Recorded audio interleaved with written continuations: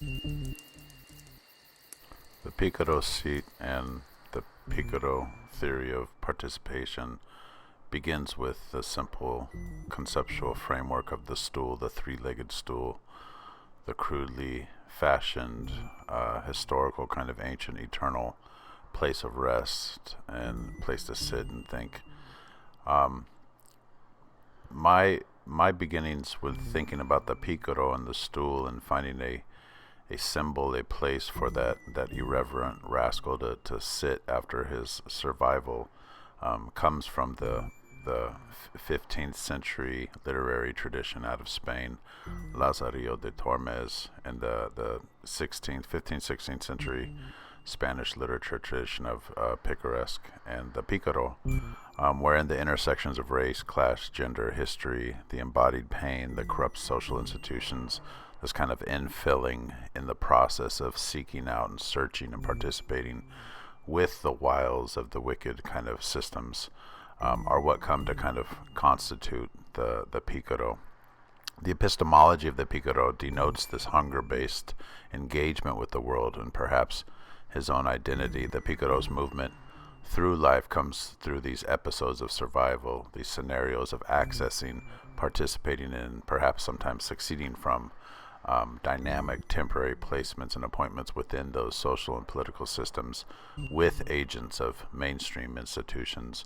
And for reasons often socioeconomic and familial, the pícaro finds that there's an emptiness pushing him from the inside out. The pícaro knows that he must set out in order to eat real food, yes, bread, upon that three-legged stool. But then also this kind of epistemic knowledge, this knowledge as metaphor for a hidden sustenance, this bread of life, this soulic peace that comes to be identified as the more and more the pícaro survives against the empire. The pícaro employs non-traditional methods and means to higher ends, to a potential place in society that connotes this idea of freedom, pure freedom, equity perhaps, but pure freedom. And this internal drive is the impetus for a pícaro's story, decades of negotiating borders, the seen and unseen, the real and the imagined, as the pícaro is at once in, then suddenly out, marginalized at birth perhaps, but at last somehow recentered as this invented self again and again and again, consistently becoming due to the seeking, the searching, the buscar that's being kind of realized in this push and pull dynamic, the internal ineffable source domains, this emptiness. The pícaro comes from this tradition. We look at this piece here, that the pícaro starts in low places. There's transcendent figures there, an anticipatory symbol, a social cause, an inner chaos.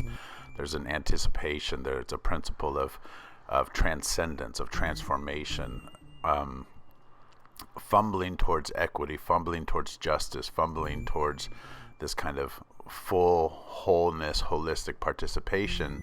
The pícaro is learning in every scenario, in every place, in every space, using ingenious methods to learn, to know, allowing a kind of witness to allowing a harmonic kind of witness to the chaos of the world. And the pícaro is dishonorable. They come from a dishonorable history and lineage. They come from thieves and prostitutes. They're non-white, usually mixed race. They don't fully fit in. They're outcasts. They're outsiders. They've been kept out. So the three-legged stool comes to really conceptualize that scenario episodic way of living, of surviving in the real world, negotiating with society, with people, with real institutions. And the other two, so there's three legs on the stool. The center one is people or institutions, and the other two are integrity and survival. And so that three-legged stool is always in a wobble, because the pícaro is always having to give a little here just to take a little bit there, always having to compromise their very integrity in order to survive. These three kind of components help to constitute the Picaro seat, the stool, as the prototypical, archetypical kind of conceptual framework that speaks to this onto epistemological kind of reality of the pícaro, that they are here to survive. They're here to like seek out and to search out sustenance and to eat. and their belly, the panza, the bread that they're actually putting in the panza in their belly, is a symbol of family and home and participation and all of the teaching that comes with that. And as we break down the Picaro Seat in a more kind of abstract, metaphysical, and philosophical way, we start to infer and start to kind of create these a positionality for the Picaro that comes with an ontology, that comes with a purposed kind of sense and state of being, and what that looks and feels like as a living, breathing kind of participant in the world.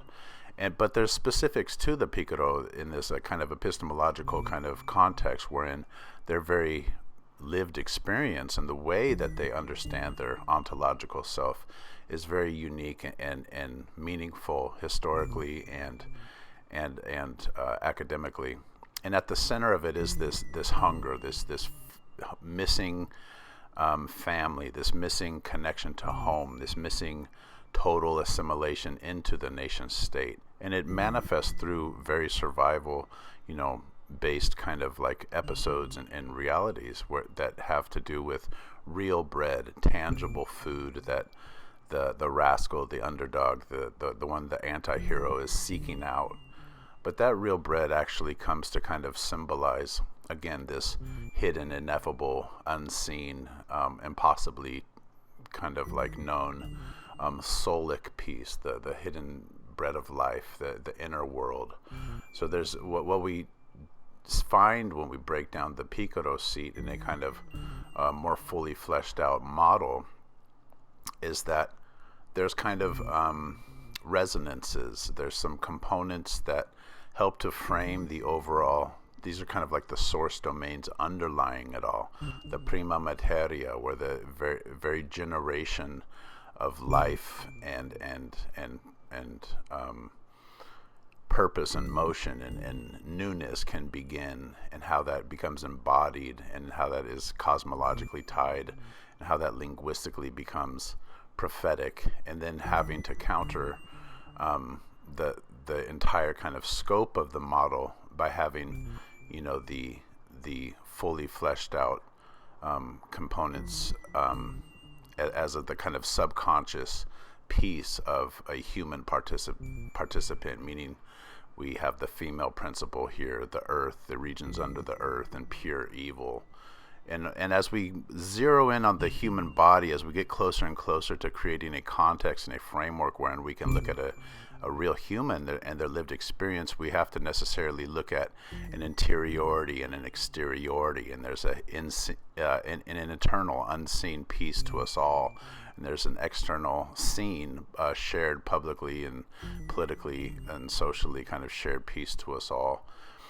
And as the kind of cycle and the wheel of the Picaro theory of participation becomes kind of fleshed out, we necessarily make some markers for ourselves as we look at how knowledge is generated. So knowledge, we look at two kind of pieces to the dualistic kind of nature of knowledge, the knowledge power dynamic thought, that there's how know and know how, and the how know is more kind of an internal, interior, unseen concept, and the know-how is more of an external, seen, denotative, materialistic kind of real knowledge and information power kind of principle. And more to say about that. But the kind of milestones that help to kind of frame the overall lived experience and process are our inspiration, our searching or seeking, our becoming, our restoration, our transcendental, our transformation, transformative, and freedom. Ultimately freedom. The Picaro finds freedom as they process through their life and look at the different kind of elements and scenarios and the people and the places and the very kind of the components, the texts, the institutions, the systems. Their participation within the society includes remembering, includes some emotional kind of guilt perhaps, and optimism and volition, and resisting those kind of wiles of the empire and the criteria of the nation state family by which the pícaro finds themselves always kind of nudging up against and having to kind of like ask, am I part of the family? Can I participate? What does participation look like for me as I survive, as I endure, as I seek to find a space, as I seek to find a place that is my own, as I restore myself and my history and my potential to transcend, things beyond or limits beyond that I once had for myself or for my family or that have been superimposed on us. We look at how the sovereignty of our heritage and our family line and our very name is compromised as we survive. And what does that say about our holistic kind of way of being integral and whole and indivisible?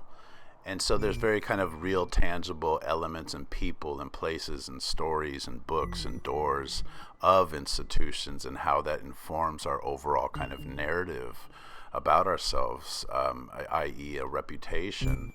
And ultimately, as we cycle through the Picaro Seat and the Picaro theory of participation, we get back to the bread and the bread of life and the external, the exterior three-legged stool and the interior prayer rug, which is the kind of the seat, the resting place. It's the dualistic kind of dual to the Picaro stool, and that the lived experience in real life and real time and material does have to do with real bread and money and material and doors and people and books and learning and institutions and surviving.